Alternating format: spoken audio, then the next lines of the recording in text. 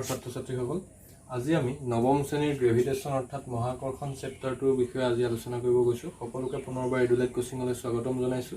আমি আজি নৱম শ্ৰেণীৰ মহাকৰ্ষণ অৰ্থাৎ গ্ৰেভিটেশ্যন চেপ্টাৰটোৰ ওপৰত আলোচনা কৰিম আমি সকলোৱে গ্ৰেভিটেশ্যন শব্দটো শুনিছো বা মহাকৰ্ষণ মানে কি হয় জানা আচলতে এই মহাকৰ্ষণ বা মাধ্যাকৰ্ষণ শক্তি বুলিলে কি হয় এই চেপ্টাৰটোৰ জৰিয়তে আজি আমি এটা চমু আভাস ল'বলৈ চেষ্টা কৰিম এতিয়া তোমালোক সকলোৱে জানা যে পৃথিৱীৰ আমাৰ চাৰিওফালে থকা প্ৰত্যেকটো বস্তুকে এটা নিৰ্দিষ্ট বলে আকৰ্ষণ কৰি থাকে এই পৃথিৱীত আমি আছো এই পৃথিৱীৰ চৌপাশে যিমানবোৰ বস্তু আছে সেই সকলোবোৰ বস্তুকে পৃথিৱী এটা বলৰ দ্বাৰা আকৰ্ষণ কৰি থাকে যেটো নেকি পোনপ্ৰথমে ছাৰ আইজাক নিউটনে আৱিষ্কাৰ কৰি উলিয়াইছিল নিউটনে যেতিয়া গছৰ তলত বহি আছিল সেই গছৰ তলত বহি থাকোতে তেওঁ দেখিছিল যে এটা আপেল আহি তেওঁৰ মুখৰ আগতে পৰিছিল তেতিয়াৰ পৰা তেওঁ ভাবিছিল যে এইটো কি কাৰণে সম্ভৱ অৰ্থাৎ সেই আপেলটো ওপৰলৈ নগৈ পেলাই তললৈ কিয় সৰি পৰিলে ঠিক তেনেদৰে আমাৰ চাৰিওফালে যেনেদৰে আমাৰ গ্ৰহ নক্ষত্ৰবোৰ ঘূৰি আছে সূৰ্যৰ চাৰিওফালে সৌৰজগতত বিভিন্ন উপগ্ৰহ গ্ৰহবোৰ ঘূৰি আছে সেইবোৰ কিয় আমাৰ তললৈ সৰি নপৰে বা আমাৰ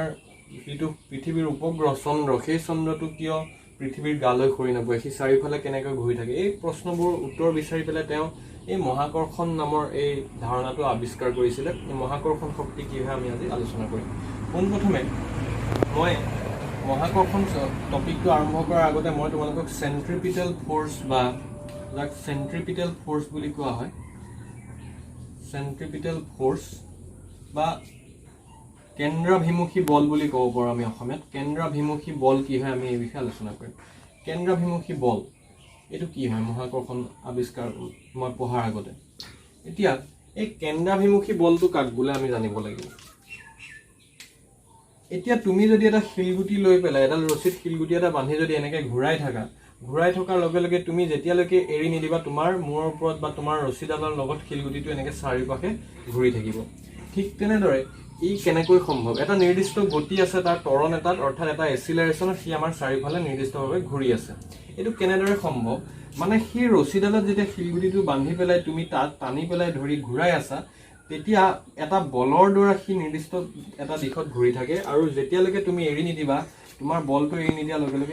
নিদিয়ালৈকে সেই ৰছিডাল এটা নিৰ্দিষ্ট দিশত ঘূৰি থাকিব এই বলটোকে কয় চেন্ট্ৰিপিটেল ফোৰ্স বা কেন্দ্ৰাভিমুখী অৰ্থাৎ যিটো বলে কেন্দ্ৰৰ ফালে এটা এট্ৰেকশ্যন থাকে অৰ্থাৎ কেন্দ্ৰৰ ফালে আকৰ্ষণ থাকে মানে তুমি ৰছিডাল এৰি দিয়াৰ লগে লগে তোমাৰ ফালে শিলগুটিটো পৰি যাব ইফালে আঁতৰি নাযায় শিলগুটিটো তোমাৰ ফালে আহিব ঠিক তেনেদৰে আমাৰ পৃথিৱীৰ চাৰিওফালে যেনেদৰে আমাৰ উপগ্ৰহ চন্দ্ৰটো আমাৰ চাৰিওফালে এটা নিৰ্দিষ্ট কক্ষপথত ঘূৰি আছে কিন্তু পৃথিৱীয়ে প্ৰত্যেকটো মুহূৰ্ততে এই চন্দ্ৰটোক তেওঁৰ কেন্দ্ৰৰ ফালে পৃথিৱীৰ কেন্দ্ৰৰ ফালে টানি থাকে কিন্তু আৰু কেন্দ্ৰটোৰ ফালে টানি থকাৰ কাৰণে এই কক্ষপথৰ পৰা কেতিয়াও বিচলিত নহয় অৰ্থাৎ আঁতৰি নাযায় মানে এটা নিৰ্দিষ্ট অৰ্বিটত ঘূৰি আছে কিয় এই আৰ্থ অৰ্থাৎ পৃথিৱী আমাৰ এই চন্দ্ৰটো মুনটোক এটা নিৰ্দিষ্ট বলৰ দ্বাৰা টানি আছে যিটো বলক কওঁ আমি কেন্দ্ৰাভিমুখী বল বা চেন্ট্ৰিপিটেল ফোৰ্স যাৰ বাবে ই এটা নিৰ্দিষ্ট কক্ষপথত চাৰিওফালে ঘূৰি আছে এইটো কয় কি কেন্দ্ৰাভিমুখী বল অৰ্থাৎ চেন্ট্ৰিপিটেল ফোৰ্স ঠিক তেনেদৰে এতিয়া আমি গ্ৰেভিটেশ্যনৰ ওপৰত আলোচনা কৰিম গ্ৰেভিটেশ্যনটো কি হয় আমি চাওঁ প্ৰথমতে গ্ৰেভিটেশ্যনটো চোৱাৰ আগতে আমি ল অফ যিটো গ্ৰেভিটেশ্যন ইউনিভাৰ্চেল ল অফ গ্ৰেভিটেশ্যনটো আমি আলোচনা কৰিম universal law of gravitation চেন্ট্ৰিপিটেল force কি হয় ক'লো এতিয়া আমি পঢ়িম ইউনিভাৰ্চেল ল অফ গ্ৰেভিটেশ্যন অৰ্থাৎ যেটোক আমি অসমীয়াত কওঁ বিশ্বজনীন মহাকৰ্ষণৰ বিশ্বজনীন সূত্ৰ এই মহাকৰ্ষণৰ বিশ্বজনীন সূত্ৰটোৱে আমাক কি কৈছে আমি চাওঁ মহাকৰ্ষণৰ বিশ্বজনীন সূত্ৰ মানে এই সূত্ৰটোৱে কৈছে যে আমাৰ the force of attraction between two object মই দুটা বস্তু লৈছো এটা বস্তু মই এ বুলি ধৰিছো এটা বস্তু বি বুলি ধৰিছো এই বস্তুটো ভৰ মই কেপিটেল এম এৰে বুজাইছো আৰু এই বস্তুটো ভৰ মই স্মল এম এৰে বুজাইছো মানে এই দুটা বস্তুৰ মাজত আমি কৈছে যে পৃথিৱীত থকা প্ৰত্যেকটো বস্তু বা আমাৰ এই বিশ্ব ব্ৰহ্মাণ্ডৰ প্ৰত্যেকটো বস্তুৰ মাজতে এটা নিৰ্দিষ্ট বল থাকে এই বলটো কি হয় আমি চাওঁ এতিয়া বিশ্বজনীন সূত্ৰটো বা ইউনিভাৰ্চেল ল অফ গ্ৰেভিটেশ্যনে কি কৈছে যে কোনো দুটা বস্তুৰ মাজত যিটো আকৰ্ষণ বল থাকে যিটো এট্ৰেকশ্যন ফোৰ্স সেই আকৰ্ষণ বলটোক মই যদি এফেৰে বুজাওঁ আমি বল ফোৰ্স অৰ্থাৎ এফেৰে বুজাওঁ সেই আকৰ্ষণ বলটো কি বুলি কৈছে যে সেই আকৰ্ষণ বলটো বস্তু দুটাৰ ভৰৰ পূৰণফলৰ সমানুপাতিক মানে মই সিহঁতৰ ভৰ লৈছো এম আৰু কেপিটেল এম আৰু স্মল এম সিহঁতৰ ভৰৰ পূৰণফলৰ সমানুপাতিক বুলি কৈছে কি কৈছে যে ইহঁতৰ মাজত যিটো বল আছে সেই বলটো বস্তু দুটাৰ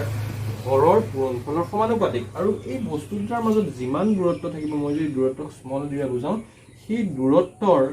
বৰ্গৰ ব্যস্তানুপাতিক বুলি কৈছে অৰ্থাৎ the force of attraction between two objects is directly proportional to the mass multiplication of the mass of the two objects মানে দুইটা বস্তুৰ বলৰ ভৰৰ অৰ্থাৎ মাছৰ পূৰণফলৰ সমানুপাতিক আৰু কি কৈছে যে the force of attraction between two objects is inversely proportional to the square of the distance between them মানে বস্তু দুটাৰ মাজত যিমান দূৰত্ব আছে সিহঁতৰ বৰ্গৰ ব্যস্তানুপাতিক এইটো কৈছে আমাৰ বিশ্বজনীন সূত্ৰটোৱে এতিয়া মই যদি দুইটা একেলগ কৰো মই দুইটা একেলগ কৰিলে তোমালোকে এখন বোৰ্ডত চাবা দুইটা একেলগ কৰিলে এফালে চাবা তোমালোকে কি কৈছে মই প্ৰথম এটা কলো যে f is directly proportional to m capital M small m আৰু f is inversely proportional to 1 by this মানে এটা দূৰত্বৰ বৰ্গৰ ব্যস্তানুপাতিক এটা দুইটা যদি মই একেলগ কৰো ইনভাৰ্স proportional চিনটো আহিলে ওপৰত আহিলে capital M আৰু small m তলত আহিলে কি d স্কয়াৰ আমি অংকত পঢ়িছো আমি গণিতত পঢ়িছো যে ম্যাথমেটিক্সত এটা ৰুল আছে যেতিয়া মই proportional চিনটো আতৰাই সমান চিন দিম তেতিয়া হলে সিহঁতৰ আগত এটা ধ্ৰুৱক আহিব আৰু সেই ধ্ৰুৱকটো আমি সমানুপাতিক ধ্ৰুৱক মই ইয়াত ধ্ৰুৱকটো g বুলি ধৰিছো এফালে কি আহিলে capital M small m divided by small d square এইটোকে ক আমি ইউনিভাৰ্সাল ল অফ গ্ৰেভিটেশন অৰ্থাৎ বিশ্বজনীন সূত্ৰ মহাকৰ্ষণৰ বিশ্বজনীন সূত্ৰটো আমি পালো য'ত g হল সমানুপাতিক ধ্ৰুৱক যাক কয় ইউনিভাৰ্সাল কনস্ট্যান্ট অফ গ্ৰেভিটেশন ইয়াক কয় বিশ্বজনীন মহাকৰ্ষণৰ বিশ্বজনীন ধ্ৰুৱক এই g টোক কয় আমি বিশ্বজনীন মহাকৰ্ষণৰ ধ্ৰুৱক আৰু কেপিটেল M আৰু স্মল m হল বস্তু দুটাৰ ভৰ আৰু d হল সেই বস্তু দুটাৰ মাজত থকা দূৰত্ব এই সূত্ৰটো আমি মনত ৰাখিব লাগিব এইটো বহুত ইম্পৰ্টেন্ট মই ক'লো তোমালোকে লিখি ৰাখিবা ভিডিওটো স্লো কৰি পেলাই হলো ভিডিওটো গোটেই ভিডিওটো তোমালোকে শেষলৈকে চাবলৈ যত্ন কৰিবা মই আকৌ এবাৰ কৈছো যে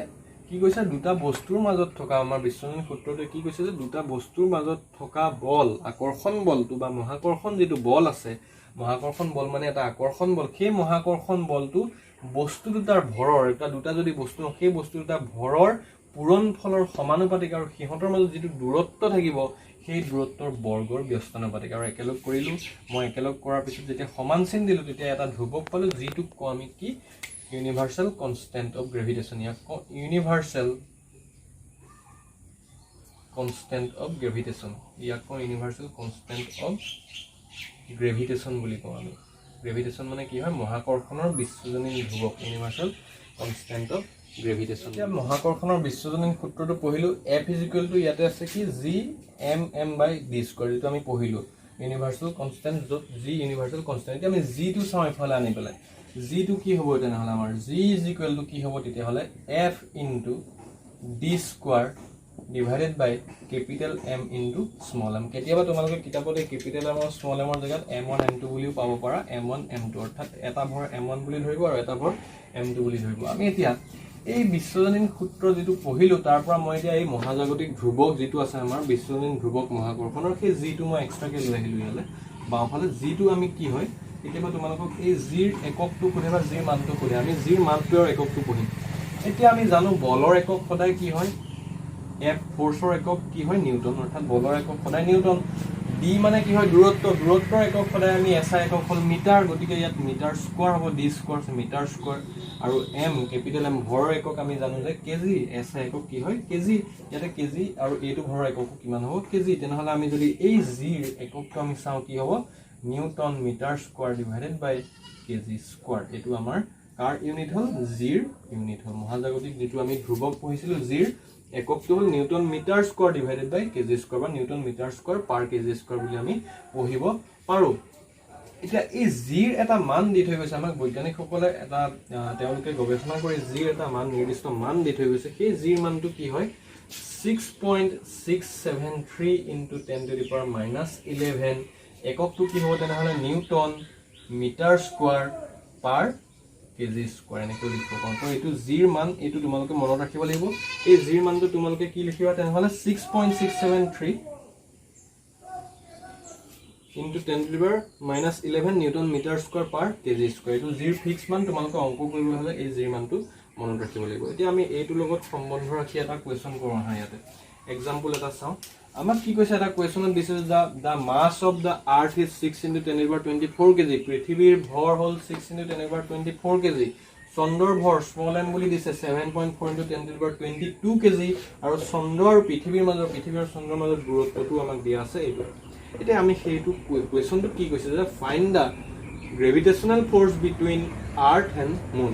চন্দ্ৰ আৰু পৃথিৱীৰ মাজত থকা মহাকৰ্ষণ বলটো আমাক নিৰ্ণয় কৰিব দিছে। এতিয়া আমি কেনেকৈ নিৰ্ণয় কৰিম? আমি পঢ়ি আহিছোঁ এফ ইজিকুৱেলটো আমি কি পঢ়ি আহিছোঁ? এফ ইজিকুৱেলটো আমি পঢ়ি আহিছোঁ যে G M M divided by D square. Zero মানটো মই পালোঁ 6.673 ইনটু 10⁻11 নিউটন মিটাৰ স্কোৱাৰ পাৰ কেজি স্কোৱাৰ। মই এইটো বহাই দিলোঁ, জিৰ মানটো এইটো 6.673 ইনটু 10⁻11 ইনটু কেপিটেল এম কিমান আছে মোৰ ওচৰত 6 ইনটু 10⁻24 আছে, 6 ইনটু 10⁻24 মই ইয়াত বহাই দিলোঁ। আৰু স্মল এম কিমান আছে মোৰ ওচৰত 7.4 ইনটু 10⁻22, 7.4 ইনটু 10⁻22 আছে, মই এইটো ইয়াতে বহাই দিলোঁ। এতিয়া আৰু এটা বস্তু আছে কি ডি স্কোৱাৰ, ডিৰ মানটো কিমান আছে 3.84 ইনটু 10⁻5 কিলোমিটাৰ। এইডোখৰতে এতিয়া এটা কথা হ'ল, তোমালোকে যদি এইটো ইয়াত দিয়াৰ ধৰণে ইয়াত বহাই দিয়ে তোমালোকৰ ভুল হ'ব। কিয় ভুল হ'ব? আমি সদায় কুৱেশ্যন কৰোঁতে অংক কৰোঁতে আমি এককবোৰ সদায় এছ আই এককত বহাওঁ। কি এককত? S I এককত। আমি ভৰৰ এককটো আমি কেজি এছ আই এককত আছে, ভৰ একক দুইটা কেজি এছ আই এককত আছে, আমি বহাই দিলোঁ। কিন্তু যিটো আমাৰ দূৰত্ব আছে, দূৰত্বৰ এককটো ইয়াত কি আছে? কিলোমিটাৰ আছে। গতিকে আমি কিলোমিটাৰটো কিহলৈ লৈ ল'ব লাগিব? প্ৰথমে মিটাৰলৈ, কাৰণ আমি জানো দূৰত্বৰ এছ আই একক হ'ল মিটাৰ, আৰু 1 কিলোমিটাৰ মানে সদায় কিমান মিটাৰ থাকে? 1000 মিটাৰ। গতিকে আমি ইয়াৰ লগত যদি ইনটু 1000 পূৰণ কৰিলে আমাৰ কিমান হৈ যাব? এইটো এককটো কি হৈ যাব? মিটাৰত আহি যাব। তো আমি সেইমতে এইটো যদি ইয়াতে বহাই দিওঁ 3.84 ইনটু 10⁵ ইনটু 1000টোক মই 10 কিউব বুলিও লিখিব পাৰোঁ। আমি তেতিয়াহ'লে আমাৰ এইটো মতে আমি এককটো বহাই দিলোঁ। আৰু বলৰ একক কি হয়? নিউটন। তো আমি এনচাৰটো যিটো পাম তাৰ লগত আমি কি লিখিম? এককটো নিউটন বুলি লিখিম। এতিয়া তোমালোকে যদি কেলকুলেশ্যন কৰে ইয়াৰ পৰা এনচাৰটো ওলাই যাব। তাৰ কাৰণে তোমালোকে প্ৰথমতে 10ৰ পাৱাৰখিনি চল্ভ কৰি ল'বা। 10ৰ যিখিনি সূচক আছে -11, 24, 22 তলৰ পৰা এইখিনি ওপৰলৈ লৈ যাবা। গোটেইখিনি প্ৰথম কেলকুলেশ্যন কৰিবা আৰু তোমালোকে এনচাৰটো ইয়াতে নিউটনত পাবা। তো এইটো হ'ল আমাৰ এটা এক্সাম্পল। এতিয়া আমি বেলেগ এটা নেক্সট এটা কুৱেশ্যন আমি কওঁ, বিৰাট ইম্পৰ্টেণ্ট কুৱেশ্যন, তোমালোকে কুৱেশ্যনটো মন কৰিব ভালদৰে। ছেকেণ্ড কুৱেশ্যনটো আমি কি কৈছে যে, কুৱেশ্যনটো মই লিখি নিদিওঁ তোমালোকক। ইয়াতে কৈছে যে আমাক কৈছে যে ফাইণ্ড দ্য গ্ৰেভিটেশ্যনেল ফ'ৰ্চ বুলি কৈছে। Find the gravitational force between two object. Gravitational force between two object. মই গোটেই কুৱেশ্যনটো লিখা নাই। কৈছে যে find the gravitational force between two object when, আমাক কি কৈছে যে দুটা বস্তু মই ড্ৰয়িং ডায়েগ্ৰামত আঁকি পেলাই ইয়াতে দেখাইছোঁ। এ আৰু বি দুটা বস্তু আছে, এটাৰ ভৰ কেপিটেল এম আৰু এটাৰ ভৰ স্মল এম, আৰু সিহঁতৰ মাজৰ দূৰত্বটো কি কৈছে? সিহঁতৰ মাজৰ দূৰত্ব প্ৰথম অৱস্থাত যিটো আছিলে, আমি কি জানো প্ৰথম অৱস্থাত দূৰত্ব ডি আছিলে, অৰ্থাৎ ফাৰ্ষ্ট কুৱেশ্যনটো কি কৈছে যে find the gravitational force between two object A and B when the distance between two object is reduced by half. মানে ইহঁতৰ দূৰত্বটো আধা কৰি দিলে বুলি কৈছে। মানে ছেকেণ্ড কণ্ডিশ্যনটো যিটো, এইফালে তোমালোকে যদি চোৱা মন কৰিবা, ছেকেণ্ড কণ্ডিশ্যনটো কি কৈছে যে সিহঁতৰ যিটো এ আৰু বি আছিলে, সিহঁতৰ দূৰত্বটো ডিৰ পৰা আধা, অৰ্থাৎ d/2 কৰি দিলে সিহঁতৰ বলটো কিমান হ'ব বুলি সুধিছে। ইয়াতে এফটো কিমান হ'ব? মই যদি প্ৰথম বলটো F1 বুলি ধৰোঁ আৰু ঠিক তেনেদৰে ছেকেণ্ডটোক মই F2 যদি ধৰোঁ, তেতিয়াহ'লে আমি কোনটো ফাইন কৰিব লাগিব? F2। মানে কুৱেশ্যনটো মই কি কৈছোঁ, আকৌ এবাৰ কৈছোঁ, দুটা বস্তু এ আৰু বিৰ মাজৰ যদি দূৰত্ব আধালৈ হ্ৰাস কৰা হয়, তেতিয়াহ'লে সেই বস্তু দুটাৰ মাজৰ আমাৰ যিটো মহাকৰ্ষণ বল, অৰ্থাৎ গ্ৰেভিটেশ্যনেল ফ'ৰ্চটো আমাক ফাইন কৰিব কৈছে। এতিয়া আমাৰ চলিউশ্যনটো কেনেকৈ মন কৰিবা? From the law of gravitation, আমি মহাকৰ্ষণৰ সূত্ৰৰ পৰা আমি পঢ়ি আহিছোঁ F = G capital M small M divided by D square. এইটো মই F1 বুলি ধৰিলোঁ প্ৰথম কণ্ডিশ্যনটো, আমি যিটো পঢ়িছোঁ সূত্ৰমতে। ছেকেণ্ড কণ্ডিশ্যনটো যেতিয়া মই কি কৰিম চোৱা, F2 ছেকেণ্ড কণ্ডিশ্যনটোত আমাৰ যিটো ডি আছিলে, সেই ডিটো কি হৈ যাব? আমাৰ আধা হৈ যাব। ছেকেণ্ড কণ্ডিশ্যনটো চোৱা, বাকী সকলো একেই আছে। G capital M small M, আমাৰ এই ডি জেগাত কি হৈ যাব? d/2 স্কোৱাৰ, অৰ্থাৎ হাফ হৈ গ'ল, ৰিডিউচ হৈ গ'ল, আধা হৈ গৈছে। আমাৰ দূৰত্বটো যিমান আছিলে, সেই দুটা বস্তুৰ মাজৰ দূৰত্ব প্ৰথম ডি আছিলে, যেতিয়া আধা হৈ গ'ল বুলি কৈছে, দূৰত্বটো আধা হৈ যোৱাৰ লগে লগে সিহঁতৰ বলটো ফাইন কৰিব কৈছে আমাক F2টো। এতিয়া মই কেনেকৈ ফাইন কৰিম? এতিয়া G capital M small M, ডিটোক স্কোৱাৰ কৰিলে হ'ব ডি স্কোৱাৰ, আৰু 2টোক স্কোৱাৰ কৰিলে হ'ব 4।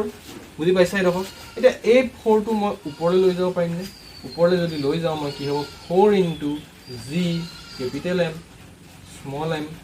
ডিভাইডেড বাই কি হৈ যাব? D square. এতিয়া তোমালোকে মন কৰা, G capital M small M divided by D square মানে কি হয়? এই অংশটো হয়নে নহয়? F1 হয়নে নহয়? হয়। গতিকে এই 4টো ৰাখি পেলাই মই F2টো কি বুলি লিখিব পাৰিম? 4 ইনটু F1। তো F2 = কিমান পালোঁ মই তেনেহ'লে? F2 ইকুৱেল টু কিমান পালো 4 ইনটু F1 আমাৰ প্ৰথম অৱস্থাত F1 যিমান আছিল তাৰ পৰা মই F2 কিমান পালো 4 ইনটু F1 অৰ্থাৎ এতিয়া মই এনসাৰটো কি হ'ব যদি দূৰত্ব আধালৈ হ্ৰাস কৰা হয় কিহতৰ মাজৰ মহাকৰ্ষণ বল অৰ্থাৎ গ্ৰেভিটেশনাল ফোৰ্স কিমান টাইমস ইনক্ৰিজ হৈ যাব 4 টাইমস অৰ্থাৎ যিমানে কম দূৰত্ব হ'ব সিমানেই বেছি আকৰ্ষণ বল হ'ব মানে মই দুগুণ যেতিয়া হ্ৰাস কৰি দিছো বা সৰি আধালৈ যেতিয়া মই হ্ৰাস কৰি দিছো কিহতৰ বল 4 গুণ ইনক্ৰিজ হ'ব আমি এই যেটো আমাৰ সূত্ৰ আছিল F is inversely proportional to 1 by d square ইয়াৰ অৰ্থটো এইটোই যদি মই দূৰত্বটো বঢ়াই দিওঁ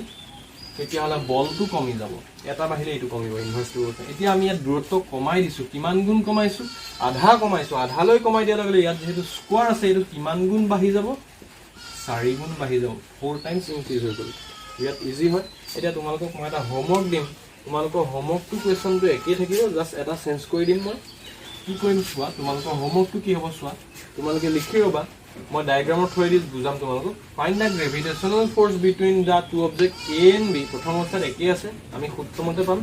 সেকেন্ড কন্ডিশনটো মই কি কৈছো যদি এই বস্তু দুটাৰ ভৰ এটাৰ ভৰ যদি দুগুণ কৰি দিওঁ মই ইয়াতে লিখি দেখাইছো চোৱা প্ৰথম ভৰটো যদি মই টুৱাইস m বুলি কওঁ দুগুণ কৰি দিলো আৰু দ্বিতীয়তে ইটো বস্তুৰ ভৰ মই আধালৈ কমাই দিলো হাফ m কৰি দিলো তোমালোকে ইয়াতে মোক f2 টো ফাইন্ড কৰি দিবা f2 কিমান হ'ব মোক ফাইন্ড কৰি দিবা বিৰাট ইম্পৰ্টেন্ট কোৱেশ্চন মই ফাৰ্স্ট কোৱেশ্চনটো মই কৰি দেখালো